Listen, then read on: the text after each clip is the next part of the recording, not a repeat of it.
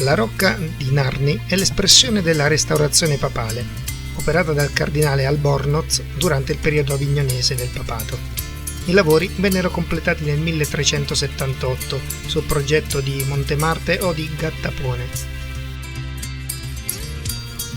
Nel 1395 fu conquistata da Pandolfo Malatesta, ma già un anno dopo, nel 1396, tornò sotto l'influenza pontificia.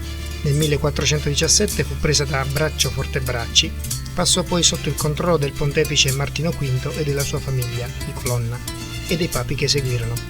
Nel 1484 Sisto IV ordinò un nuovo muro di cinta.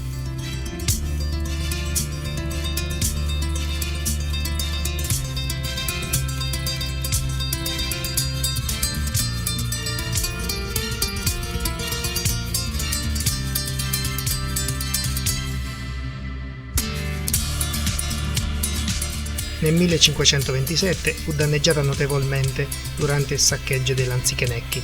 Nel 1798 fu presa dall'esercito francese guidato dal generale Berthier.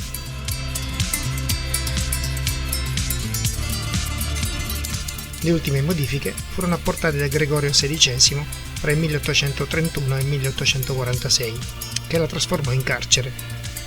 Nel 1860 la Rocca passò al Regno d'Italia, rimanendo penitenziario fino al 1905, quando fu acquistata da un principe russo. Passata ai suoi eredi, la vendettero nel 1984 al comune di Narni e alla provincia di Terni.